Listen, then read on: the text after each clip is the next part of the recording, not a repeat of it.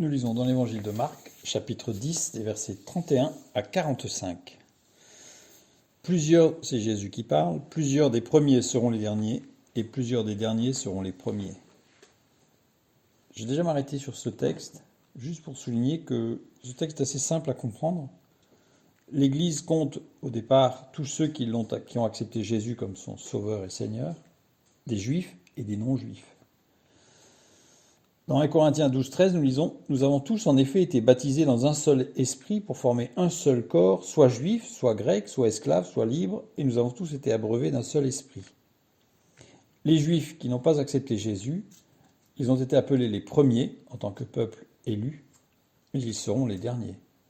Puisque dans les prophéties de la fin des temps, à la fin de la grande tribulation, c'est les derniers qui seront sauvés, ce seront les Juifs, qui reconnaîtront Jésus comme le Sauveur. Ceux qui ont accepté Jésus parmi les païens, c'était les derniers, puisqu'ils n'étaient pas parmi les élus. Ils seront les premiers à connaître la félicité et l'enlèvement de l'Église. C'est pour ça qu'il est dit que plusieurs des premiers seront les derniers. C'est pas les premiers seront les derniers, c'est plusieurs des premiers seront les derniers, et plusieurs des derniers seront les premiers. La suite du texte. Ils étaient en chemin pour monter à Jérusalem, et Jésus allait devant eux. Les disciples étaient troublés et le suivaient avec crainte. C'est surprenant. C'est surprenant, surtout que ce trouble, tambéo, qui veut dire littéralement, ils regardaient Jésus avec étonnement. Donc Jésus avait un comportement étrange par rapport à d'habitude. Il suffit de regarder les quelques mots avant. Jésus allait devant eux.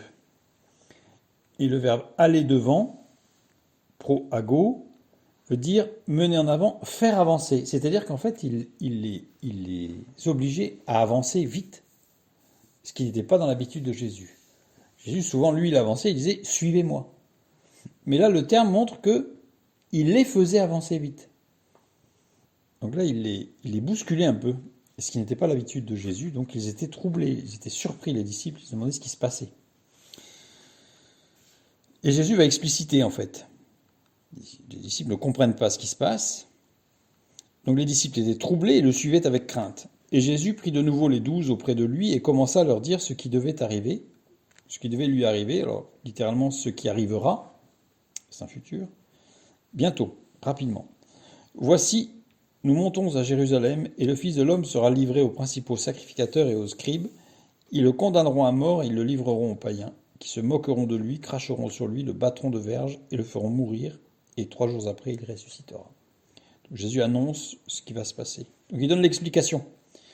Alors, l'attitude de Jésus peut aussi nous donner à nous une attitude face à la difficulté, face à quelque chose qui semble être vraiment difficile, comme ce qui va se passer pour Jésus, c'est d'y aller d'un pas ferme, et non pas d'y aller à reculons. Faisons comme lui, et le Saint-Esprit nous soutiendra. Et puis là, il se passe quelque chose. Des fils de Zébédée, Jacques et Jean, s'approchèrent de Jésus et lui dirent « Maître, nous voudrions que tu fasses pour nous ce que nous te demanderons. » Il leur dit « Que voulez-vous que je fasse pour vous ?» « Accorde-nous, lui dirent-ils, d'être assis l'un à ta droite et l'autre à ta gauche quand tu seras dans ta gloire. » Ça semble présomptueux. C'est le moins qu'on puisse dire. Jésus leur répondit « Vous ne savez ce que vous demandez. Pouvez-vous boire la coupe que je dois boire, ou être baptisé du baptême dont je dois être baptisé ?» Réponse des 2 disciples, des 2 frères. « Nous le pouvons, dirent-ils. » Et puis là, c'est encore plus surprenant, parce qu'on a l'impression que Jésus se reprend, et Jésus leur répondit « Il est vrai que vous boirez la coupe que je dois boire. » Donc comme s'il disait « Bon, je me suis un peu emporté là, mais c'est vrai. » Et que vous serez baptisés du baptême dont je dois être baptisé. Regardons ce qui se passe. Ici, quand il dit « Vous ne savez ce que vous demandez, pouvez-vous boire la coupe que je dois boire ?» C'est conjugué, le verbe « pouvoir » ici, c'est conjugué à la forme moyenne déponente. C'est-à-dire, est-ce que vous êtes capable de suivre par le Saint-Esprit, d'aller jusqu'où je vais aller ? Et ils répondent « Nous le pouvons ».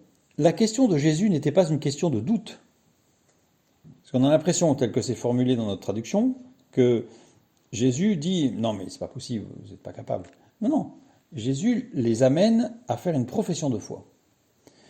Et ils vont la faire, cette profession de foi. Nous le pouvons. Et le verbe est aussi conjugué à la forme moyenne déponente. Ça veut dire qu'ils font une profession de foi devant Jésus et devant les autres disciples, qu'ils souhaitent marcher par l'Esprit. Et Jésus, à ce moment-là, leur dit, il est vrai, alors, et là du coup, c'est pas il est vrai la traduction, puisque le terme grec, c'est maintenant, avec cette profession de foi. Maintenant que vous avez professé que vous boirez, en effet, vous boirez cette coupe. Et donc là, il annonce la mort par laquelle passeront les disciples, Jacques et Jean. Jacques qui va être torturé, qui va passer par la persécution, et Jean qui, lui, va connaître la solitude totale sur l'île de Patmos. Il va être exilé sur une île tout seul, déserte. Jésus continue pour quand même répondre à leurs questions, mais pour ce qui est d'être assis à ma droite ou à ma gauche, cela ne dépend pas de moi et ne sera donné qu'à ceux à qui cela est réservé.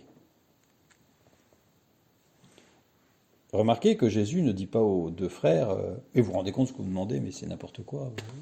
Je vous avais déjà expliqué que moi je serai assis à la droite de Dieu, donc ça veut dire que s'il y en a un qui est si je suis à la droite de Dieu, celui qui est à ma gauche, il sera à la place de Dieu. Enfin, vous voyez, il ne rentre pas dans des explications, parce que d'abord les disciples sont troublés, parce que les disciples viennent d'apprendre que Jésus va mourir, va souffrir.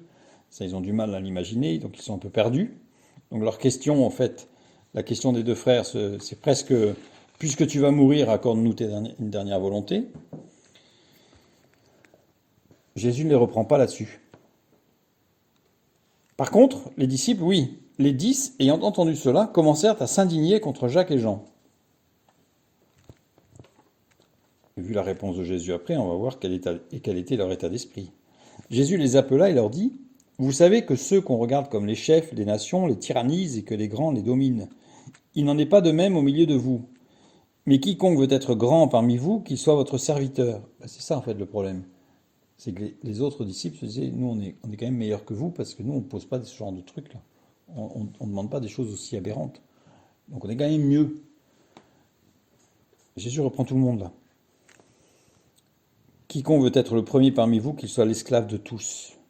Car le Fils de l'homme est venu non pour être servi, mais pour servir et donner sa vie comme la rançon de beaucoup. Ici, Jésus dit, quiconque veut être grand parmi vous, qu'il soit votre serviteur. Le mot serviteur ici, c'est diakonos, que nous avons déjà rencontré.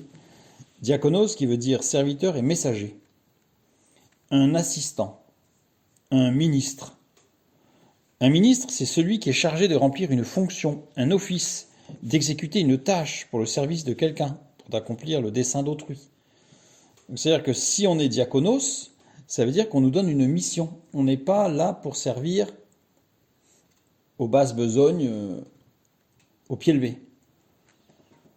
Le ministre, c'est celui qui est délégué de l'autorité royale, chargé par le roi de gouverner le pays. C'est différent, diakonos, de doulos. Doulos, c'est l'esclave.